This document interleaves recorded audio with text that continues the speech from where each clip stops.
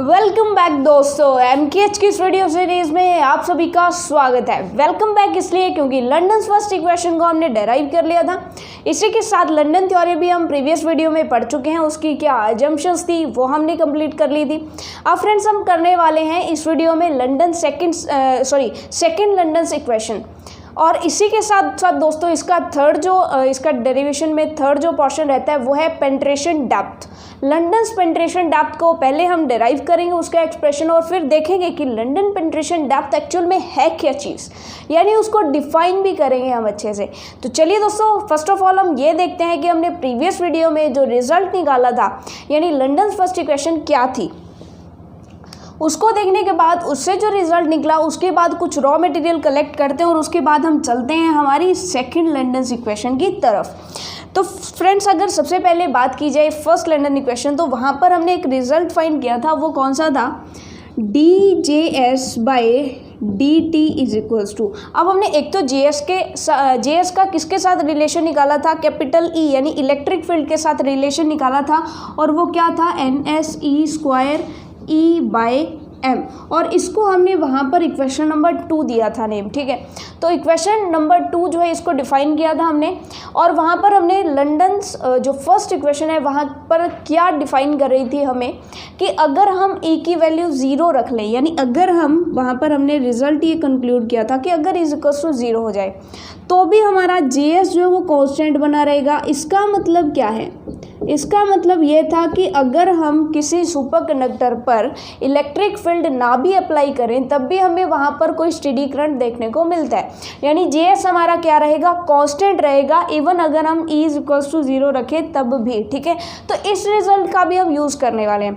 इसी के अलावा दोस्तों यहाँ पर जब हम यूज़ करने लगते हैं तो वहाँ पर हमें Maxwell first equation and Maxwell second equation को भी यूज़ करना होता है, तो हम वो भी देख लेते हैं, क्योंकि रॉ मटेरियल हमारे पास होगा तो हम बस उनको थोड़ा सा मैनेज करके हम सीधा डेराइव करेंगे।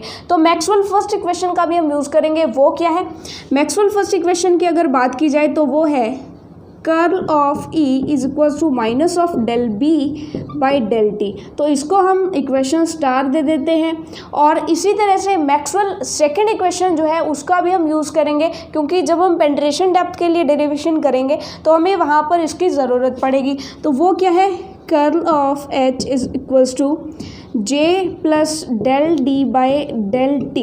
इसको हम इक्वेशन स्टार डैश दे देते हैं, ठीक है। ये हमारा रॉ मटेरियल है, ये मैंने सिर्फ आपको बता दिया कि इन इक्वेशंस का हम यूज़ करेंगे। डेराइव कैसे करेंगे वो हम यहाँ देखेंगे, लेकिन ये हमारा रॉ मटेरियल रहेगा। यहाँ पर D जो होता है हमें पता है एप्सिलॉन E होता है, जहाँ पे E जो है वो इलेक्ट्रिक फील्ड है, ठीक है, और J जो है इसके हम पहले ही बात कर चुके हैं। तो चलिए फिर फटाफट से हम सबसे पहले मैक्सवेल इक्वेशन लेते हैं। तो सबसे पहले मैक्सवेल इक्वेशन का यूज़ करके हम सेकेंड लंदन इक्वेशन को डेराइव करते हैं। सो सबसे पहले लिखेंगे from Maxwell's equation we have, Maxwell's first equation का यूज़ करें तो क्या कहती है वो, curl of E is equals to minus del B by del T। Okay friends, so हमें पता है कि B की वैल्यू हमारे पास क्या होती है, B की वैल्यू हमारे पास होती है म्यू नॉट H। तो इसकी वैल्यू अगर हम यहाँ पर पुट कर दें तो हमें क्या मिलेगा, यहाँ पर हम माइनस म्यू नॉट तो आगे आ जाएगा del H by del T, और इसको हम इक्वेशन नंबर 2 तो डिफाइन कर चुके हैं, तो इसको हम बोलेंगे इक्वेशन नंबर 3, ठीक है। इसको एक बार यहीं पर छोड़ देते हैं, और फ्रेंड्स जो हमारी इक्वेशन नंबर 2 है उसका कर लेते हैं, टेकिंग कर्ल इन इक्वेशन 2। अब देखिए आपके माइंड में ये क्वेश्चन आएगा कि हमने इक्वेशन 2 में कर्ल क्यों लिया, टेकिंग कर्ल ऑफ इक्वेशन 2, क्योंकि जब हम इसका कर लेंगे, इसको जैसे सॉल्व करेंगे तो ये तो पूरा का पूरा हमारा कांस्टेंट है, ये पूरा का पूरा कांस्टेंट है, तो कर्ल किसका आएगा, कर्ल ऑफ E आएगा, और यहाँ पे भी इस इक्वेशन में भी हमारे पास कर्ल ऑफ E है। तो यहाँ से कर्ल ऑफ E की वैल्यू, ये वाली वैल्यू उठा करके हम उस इक्वेशन में रखेंगे और हमें कुछ रिजल्ट्स मिलेंगे। तो चलिए फिर इक्वेशन नंबर 2 जो है हमारी, जो कि हमारी लंदन फर्स्ट इक्वेशन है, तो वो उठाते हैं।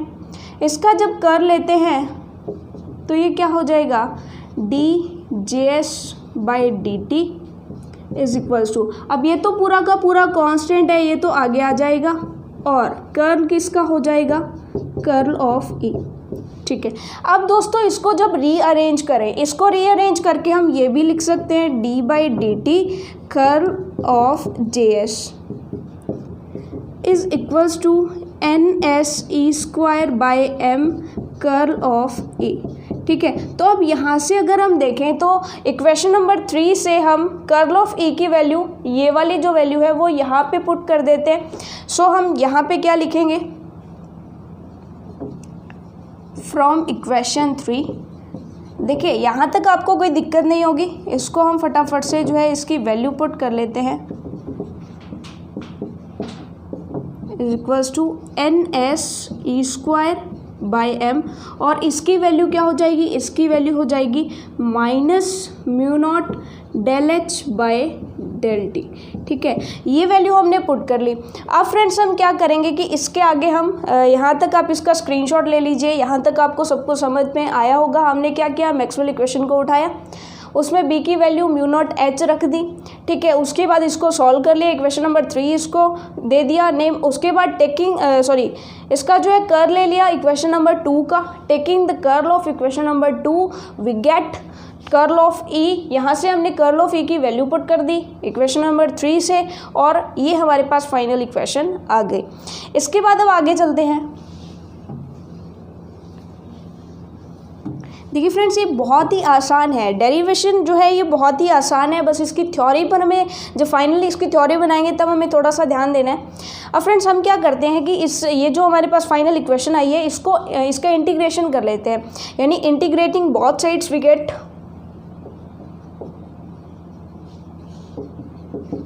Integrating both sides. अब जब भी हम इंटीग्रेट करते हैं किसी इक्वेशन को तो वहाँ पर हम एक कांस्टेंट भी लेकर के आते हैं। ठीक है, आपको पता ही है। तो इसको जब इंटीग्रेट करेंगे तो हमारे पास कर्ल ऑफ जे एस बच जाएगा, curl of J S is equals to, यहाँ पर हमारे पास क्या बचेगा, N S E square by M, और इसी के साथ माइनस ऑफ म्यू नॉट को हम आगे लिख लेते हैं। चलिए दोबारा से लिखते हैं, minus of mu naught N S E square by M, और साथ में ये जो है इंटीग्रेट कर दिया तो h आ जाएगा हमारे पास, डायरेक्ट h आ जाएगा, और उसके साथ प्लस में क्या आ जाएगा, कोई भी कांस्टेंट हमने डिफाइन कर लिया, constant c।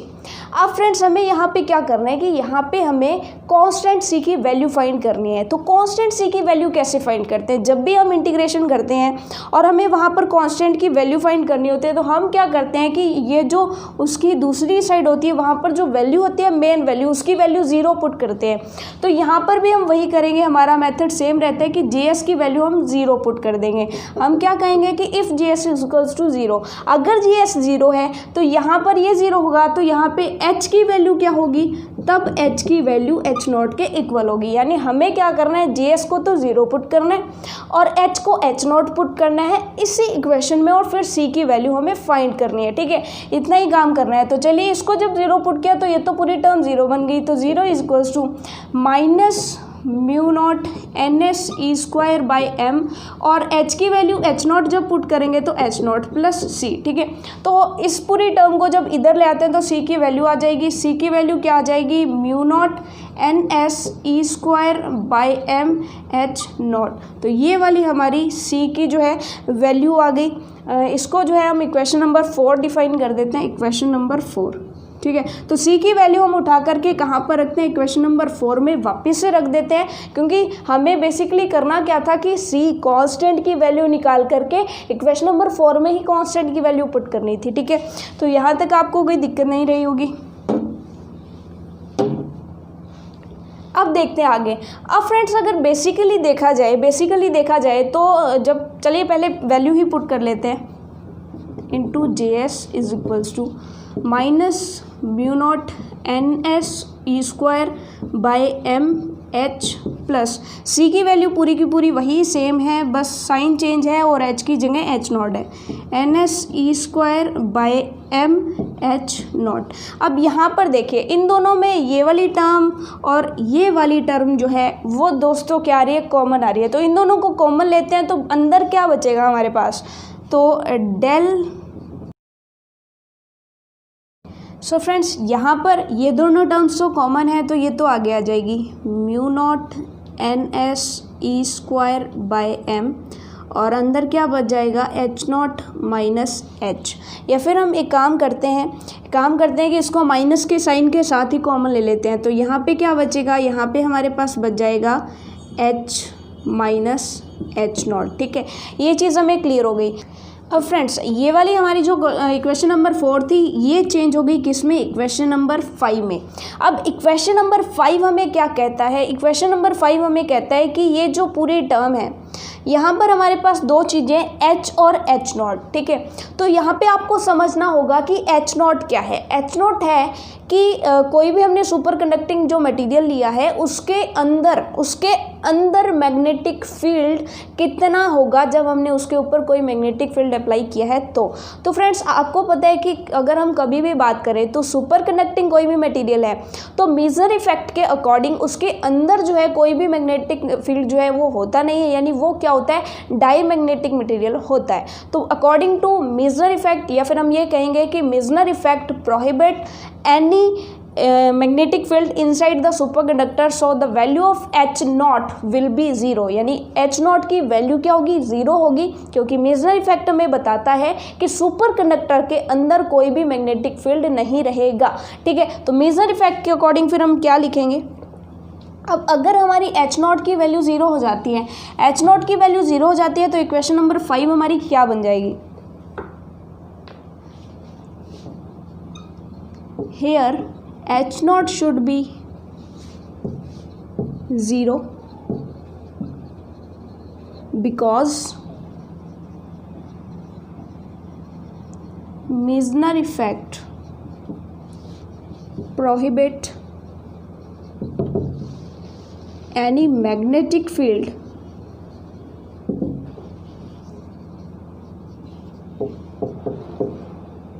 inside the superconductor।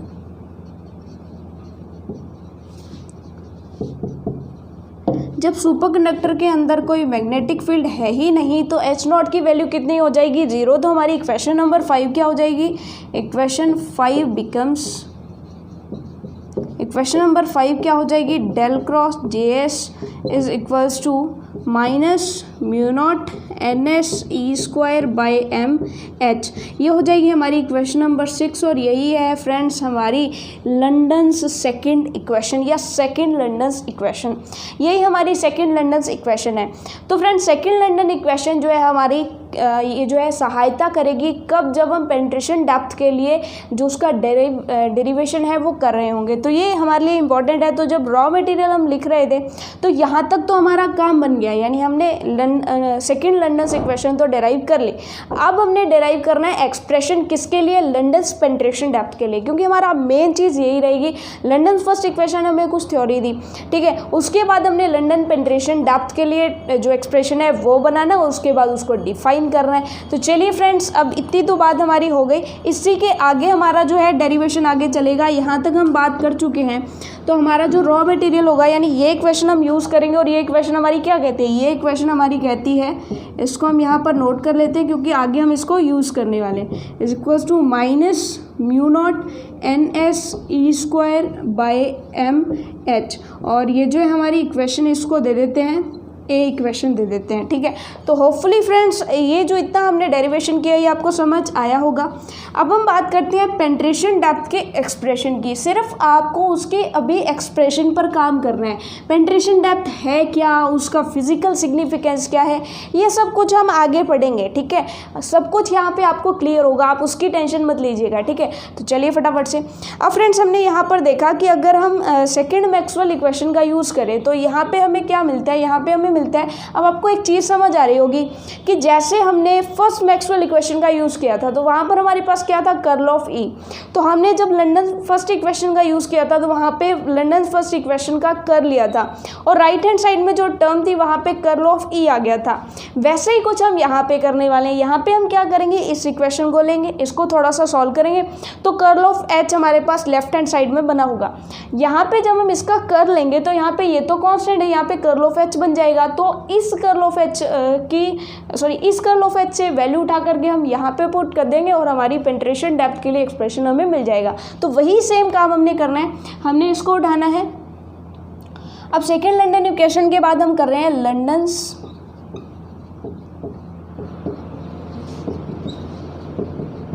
Penetration depth, ये क्या चीज़ है इसको हम समझेंगे। First of all curl of H is equals to J plus del D by del T. अब फ्रेंड्स देखिए यहाँ पे सिंपल सी बात है कि जे किसकी वजह से होगा, वहाँ पे हमने अभी तक बात की थी जेएस की, ठीक है। जेएस क्या था, current density due to super electrons, but वहाँ पे हमने बात की थी कि किसी भी अगर हम सुपर कंडक्टर की बात करें तो वहाँ पे नॉर्मल इलेक्ट्रॉन्स भी है और सुपर इलेक्ट्रॉन्स भी है, ये डिपेंड करेगा उसके टेम्परेचर पर। ये हमने लंडन फर्स्ट इक्वेशन में जब एजम्पशंस पढ़ी थी तो वहाँ पे पढ़ा था, ठीक है। ये चीज़ हमें क्लियर होगी। तो जे को हम क्या लिखेंगे, जे को हम लिखेंगे current density due to super electrons plus current density due to normal electrons. इसी के साथ हमने देखा कि डी की जो वैल्यू होती है, डी की वैल्यू क्या होती है, एप्सिलॉन ऑफ ई। तो एप्सिलॉन ऑफ ई जब हम यहाँ पे पुट कर देंगे तो क्या आ जाएगा, plus epsilon del E by del T is equals to curl of H. चलिए ये हमारे पास इक्वेशन आ गई। तो इस इक्वेशन में अब हम क्या करेंगे, अब देखिए फ्रेंड्स यहाँ पे सिंपल सी बात है कि अगर हमने वहाँ पे बात की थी लंडन फर्स्ट इक्वेशन में कि हम क्या करते हैं कि जब भी इलेक्ट्रिक फील्ड अप्लाई करते हैं तो इलेक्ट्रिक फील्ड के अंदर जो चेंज होता है वो बहुत कम होता है। अब इलेक्ट्रिक फील्ड के अंदर जब चेंज बहुत कम हो रहा है तो हम उसको नेग्लेक्ट भी कर सकते हैं। तो यहाँ पर हम यही करेंगे कि इसके अंदर जो चेंज हो रहा है उसको हम नेग्लेक्ट कर देंगे। इसी के साथ जब हम सुपर कंडक्टिंग मटेरियल की बात कर रहे हैं तो नॉर्मल इलेक्ट्रॉन्स बहुत कम होंगे। नॉर्मल इलेक्ट्रॉन्स बहुत कम होंगे तो उनके जो मतलब जो करंट वो डेंसिटी प्रोड्यूस करेंगे वो भी बहुत कम होंगे। तो इसका मतलब हम जे एन और इन दोनों टर्म्स को क्या कर देंगे फ्रेंड्स, नेग्लेक्ट कर देंगे। अब क्यों करेंगे, पेनिट्रेशन डेप्थ को जब आप जानेंगे तब आपको और ज़्यादा समझ आएगा, ठीक है।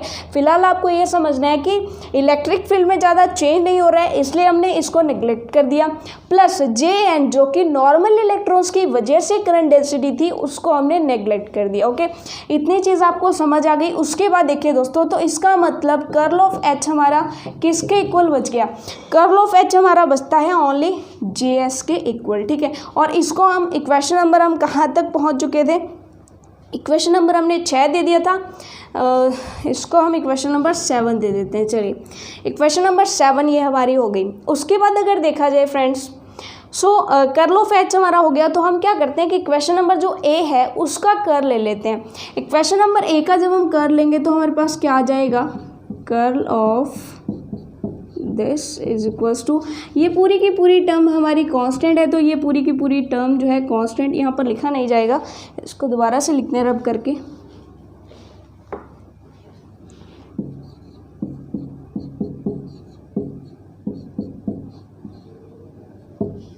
Minus mu naught N E square by M curl into H. चलिए ये हमारे पास आ गया। तो इसको हम ए स्टार इक्वेशन कोई भी एक बार साइड में हम देते चल रहे हैं, ठीक है। तो ए स्टार इक्वेशन दे दी, इसको हम बेसिकली 7 के बाद फिर इक्वेशन नंबर 8 भी कह सकते हैं। तो अब हम यहाँ पर क्या करेंगे, यहाँ से कर्ल ऑफ एच की वैल्यू उठा करके हम वहाँ पर रख देते हैं। तो कर्ल ऑफ एच की वैल्यू उठा करके हम वहाँ पर रख देंगे। कर्ल ऑफ एच की वैल्यू सिंपल आपको देखने को मिल रही है कि क्या है, जे एस है। ओके फ्रेंड्स, सो हम क्या करने वाले हैं, हमें करना क्या है कि हमें कर्ल ऑफ एच की वैल्यू उठा करके इक्वेशन नंबर 7 से इक्वेशन नंबर 8 में बस पुट करनी है, ठीक है। तो चलिए फिर पुट करते हैं। यहाँ पे क्या हो जाएगा, curl of J S is equals to minus mu naught N E square by M, और यहाँ पे क्या हो जाएगा, यहाँ पे हो जाएगा जे एस। बेसिक सी बात है कि कर्ल ऑफ एच क्या हो जाएगा, जे एस है, तो यहाँ पर जे एस की वैल्यू आ गई। अब फ्रेंड्स यहाँ पे हमें क्या पता चल रहा है कि यहाँ पे कोई भी तीन चीज़ें हैं और उनका क्या हो रहा है, क्रॉस प्रोडक्ट हो रहा है।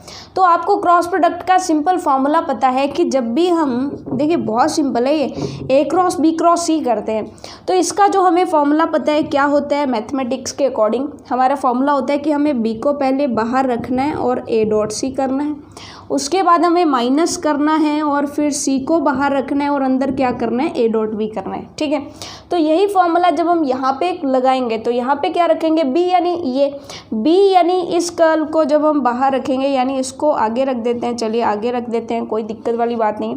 तो अंदर हमारा क्या बचेगा, अंदर हमारा बचेगा ए डॉट सी, यानी हमने क्या करना है, डेल डॉट जी एस, ये कुछ करना है, ठीक है। इसी के साथ माइनस, उसके बाद हमने क्या करना है, सी को बाहर रखना है, तो सी को बाहर रखा यानी जी एस को बाहर रखा और अंदर क्या हो जाएगा, डेल डॉट डेल, तो ये क्या हो जाएगा, ये हो जाएगा। चलिए जब हम इनका डॉट प्रोडक्ट करेंगे, किसी भी दो चीज़ें जब दोनों चीज़ें सेम होती है तब उनका डॉट प्रोडक्ट करते हैं, यानी ए वेक्टर डॉट ए वेक्टर जब करते हैं तो वहाँ पर हमारे पास क्या आता है, उसका ए स्क्वायर वैल्यू आती है, ठीक है। तो ये फॉर्मूला हमारा बेसिकली बन के आ जाएगा, ये हमारा बन जाएगा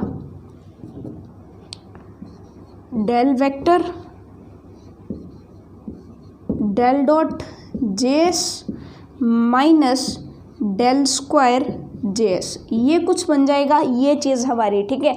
तो ये बेसिकली है क्या, ये बेसिकली इसकी वैल्यू है, तो इसकी जगह ये वैल्यू रख देते हैं। तो चलिए फिर इसके आगे जो है इसको सॉल्व करते हैं। लंदन पेनिट्रेशन डेप्थ होती क्या है, उसका सिंबल क्या है, उसको कैसे फाइंड करते हैं हम देखते हैं। इसकी जगह पे हमने ये पुट करना है, तो इसके जगह पे हमने ये पुट करना है, तो करते हैं फिर del dot J S minus del square J S is equals to, अब हमारे पास क्या है, इसके इक्वल में हमारे पास क्या है, minus of mu naught N E square by M J S. So friends यहाँ तक आपको कोई दिक्कत नहीं होनी चाहिए, यहाँ तक हमने बहुत सिंपल किया। अब फ्रेंड्स हमारे पास फाइनली ये वाली टर्म बचती है, तो अब हम बाकी जो भी है हमारे पास रब कर देते हैं उसको, ठीक है। सिंपल है, ये भी जो हमने जो भी यूज़ करना था वो हमने यूज़ कर लिया, तो अब इसको भी हम एक बार क्लियर कर देते हैं। अब फाइनली हमारे पास फ्रेंड्स ये वाली जो टर्म है ये बचती है, यानी ये वाली जो इक्वेशन है ये बचती है। अब इस इक्वेशन से एक चीज़ हमें पता चलती है फ्रेंड्स कि अगर हम फर्स्ट लंडन इक्वेशन को देखें तो वहाँ पर हमने क्या बात की थी, वहाँ पे हमने बात की थी कि अगर हम ई को ज़ीरो रखते हैं, अगर ई को ज़ीरो रखते हैं तब भी हमारी जे एस जो वो क्या आती है, जे एस कांस्टेंट आती है। तो जब हमारे पास लंडन्स फर्स्ट इक्वेशन के अकॉर्डिंगली अगर हमारा जे एस कांस्टेंट है, ध्यान से देखिएगा इस चीज़ को, अगर हमारा जे एस हमारे पास कांस्टेंट है तो आप बताइए कि ये वाली टर्म जो होगी यानी डेल डॉट जे एस जो होगी वो हमारी क्या आएगी, वो हमारी ज़ीरो आएगी, since J S is constant. किसके अकॉर्डिंग, लंदन फर्स्ट इक्वेशन के अकॉर्डिंग कांस्टेंट।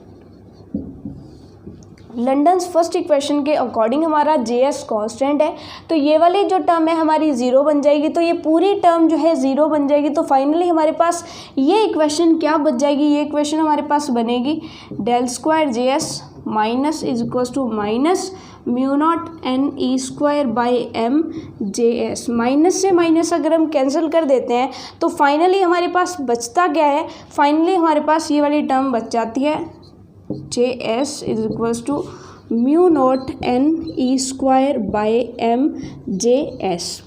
अब दोस्तों ये जो इक्वेशन है इसको हम इक्वेशन जो है, ये वाली जो इक्वेशन है यहाँ पे ये जो पूरी टर्म है फ्रेंड्स, ये वाली जो पूरी टर्म है इसको किसी एक कांस्टेंट से रिप्लेस कर देते हैं, या फिर इसको किसी एक जो ऐसे कह सकते हैं कि इसको, इस पूरी टर्म को किसी एक वेरिएबल से रिप्लेस कर देते हैं जो कि हमारा क्या है 1 बाय लैम्डा स्क्वायर। यानी इस पूरी टर्म की जगह हम क्या लिख देते हैं 1 बाय लैम्डा स्क्वायर लिख देते हैं।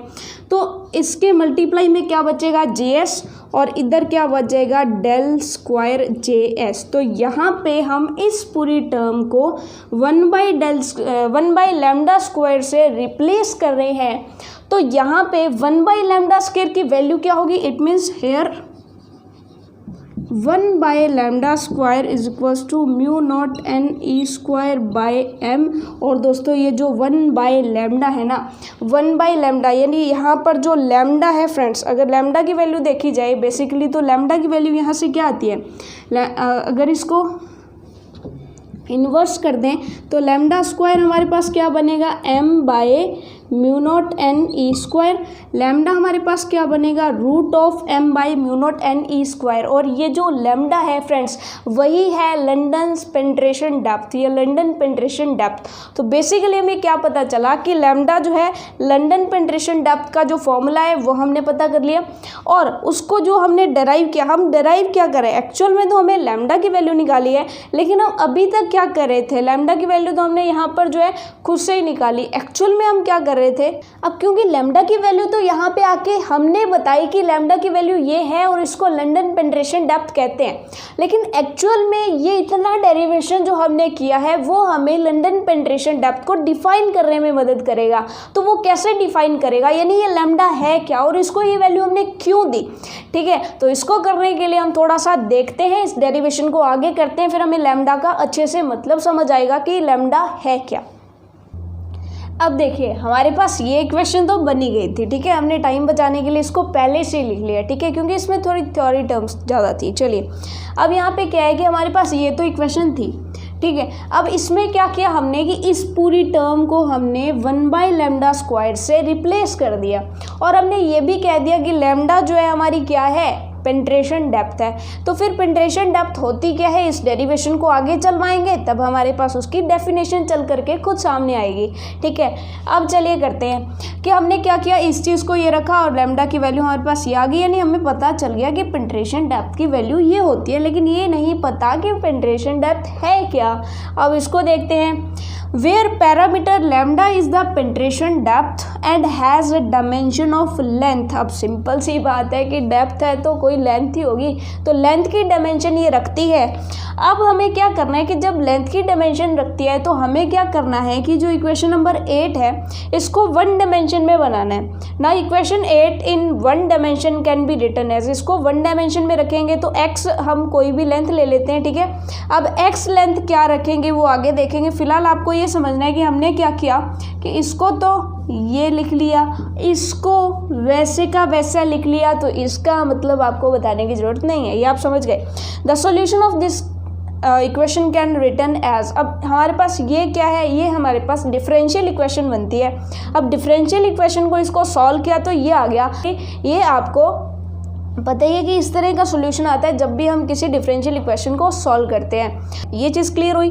अब आप कहेंगे कि याद तो रख लेंगे, लेकिन ये जो a और b है ये क्या है, तो फ्रेंड्स यहाँ पे a और b क्या है, a और b कॉन्स्टेंट्स हैं।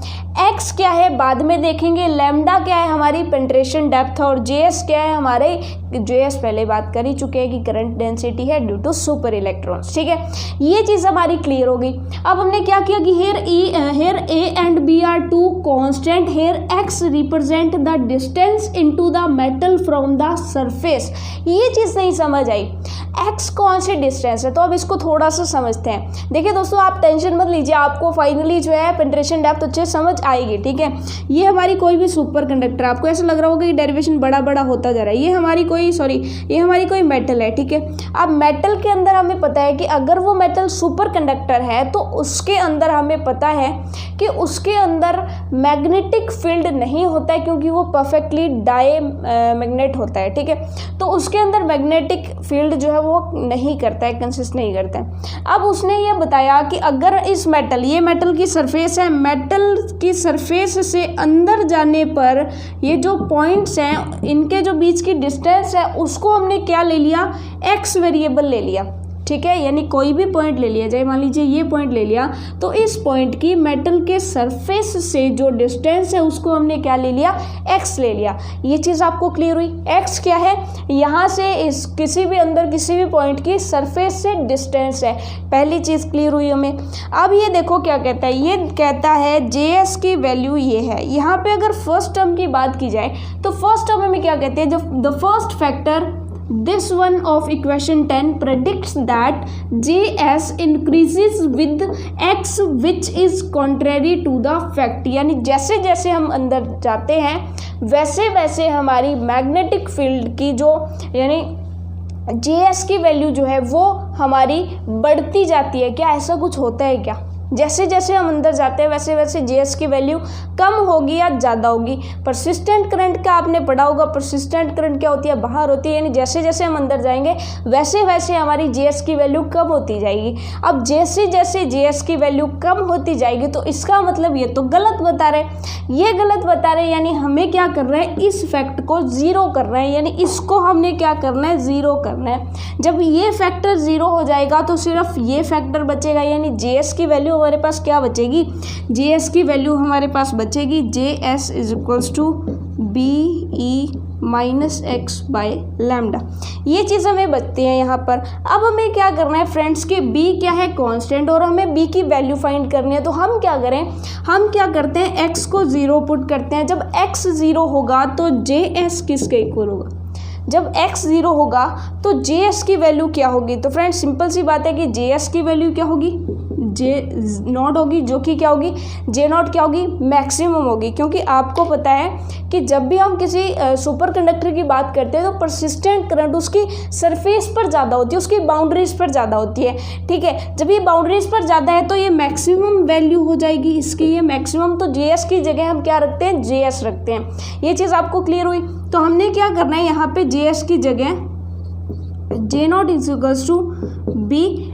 जब x की वैल्यू ज़ीरो है, जब x की वैल्यू ज़ीरो है तो b की वैल्यू जो है हमारे पास क्या हो जाएगी, J0 हो जाएगी। तो ये हमने इसको कर दिया।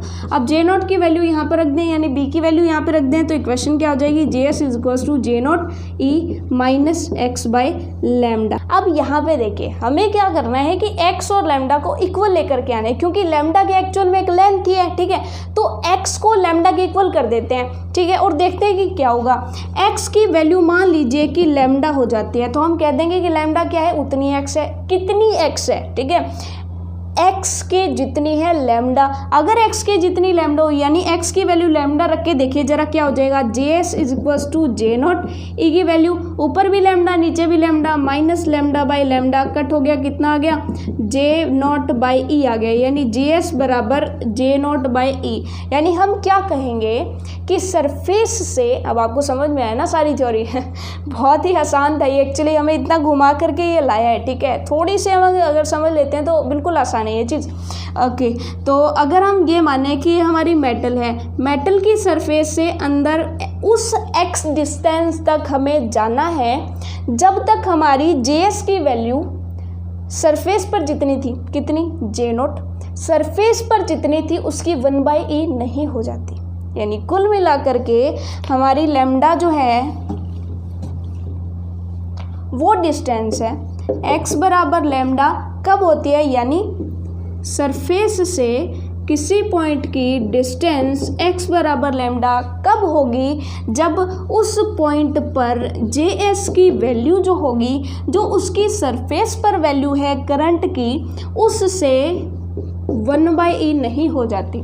यानी x बराबर लैम्डा होगा जब JS बराबर J0/e होता है। तो उस डिस्टेंस को या उस डेप्थ को हम क्या बोलते हैं, पेंट्रेशन डेप्थ। यानी कुल मिलाकर के किसी भी सुपर कंडक्टिंग मटेरियल के अंदर, किसी भी सुपर कंडक्टिंग मेटल के अंदर सरफेस से वो वाली डेप्थ जहाँ पर जो करंट की वैल्यू है वो J0/e हो जाती है। यानी सरफेस वाली, सरफेस पर J0 थी तो सरफेस वाली इसकी 1/e रह जाती है। उस पॉइंट तक जो डिस्टेंस होती है उसे ही हम कहते हैं penetration depth, London penetration depth. क्या आपको अब समझ आया कि पेंट्रेशन डेप्थ का कंसेप्ट क्या है।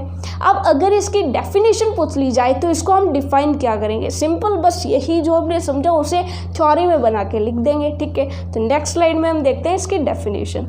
अब दोस्तों हमें पढ़ा कुछ और, हम डिफाइन कुछ और करेंगे। तो ऐसा करने के लिए हमें दो कंसेप्ट्स को एक साथ पढ़ना पड़ेगा।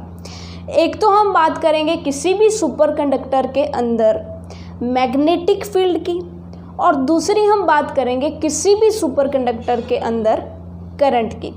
करंट अगर देखा जाए तो कौन सी करंट, परसिस्टेंट करंट, जो कि किसके अंदर प्रोड्यूस होती है, सुपर कंडक्टर के अंदर प्रोड्यूस होती है जब हम उसके अंदर मैग्नेटिक फील्ड अप्लाई करते हैं। और उसी परसिस्टेंट करंट की वजह से उसके अंदर जो मैग्नेटिक फील्ड है वो ज़ीरो हो जाता है, यानी वो परफेक्टली डाईमैग्नेट की तरह काम करने लगती है।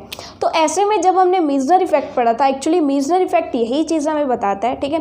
तो मीजनर इफेक्ट जब हमने पढ़ा था तो वहाँ पे हमने ऐसे कुछ बात की थी कि इस तरह का कोई सिलेंडर है, ठीक है। तो इस तरह का अगर कोई सिलेंडर है तो उसके अंदर जब हम मैग्नेटिक फील्ड जो है इस पर अप्लाई करते हैं तो इसके अंदर से मैग्नेटिक लाइंस जो है वो क्रॉस नहीं करती हैं, ठीक है। अब क्या करते हैं कि इस सिलेंडर को हम क्या करते हैं कि ऊपर से देखते हैं। जो ऊपर से देखेंगे तो इसका सर्कुलर एरिया हमें इस तरह से दिखाई देगा। इसको ऊपर से देखें तो ये हमें कुछ इस तरह से दिखाई देगा, ठीक है। अब यहाँ पे इस कंसेप्ट को ध्यान से समझिएगा कि जब हम इस पर मैग्नेटिक फील्ड अप्लाई करते हैं तो इसके आसपास से तो मैग्नेटिक फील्ड जा रही है, इसके अंदर जो है मैग्नेटिक फील्ड इसके आसपास से तो जा रही है लेकिन इसके अंदर से क्रॉस नहीं हो रही है due to Meissner effect. Meissner effect हमें ये बताता है, ठीक है। अब इसके सरफेस की अगर बात करें तो इसके सरफेस पर जो मैग्नेटिक फील्ड होता है दोस्तों वो क्या होता है, H0। सरफेस से जब हम धीरे धीरे अंदर चलते जाते हैं तो दोस्तों वहाँ पर क्या होता है कि एकदम से मैग्नेटिक फील्ड जीरो नहीं होता है। सरफेस पर उसके मैग्नेटिक फील्ड मैक्सिमम होता है। फिर जैसे जैसे हम उसके अंदर जाते हैं वैसे वैसे जो मैग्नेटिक फील्ड है वो ज़ीरो होता जाता है, यानी यहाँ पर जो है H0 मैक्सिमम है।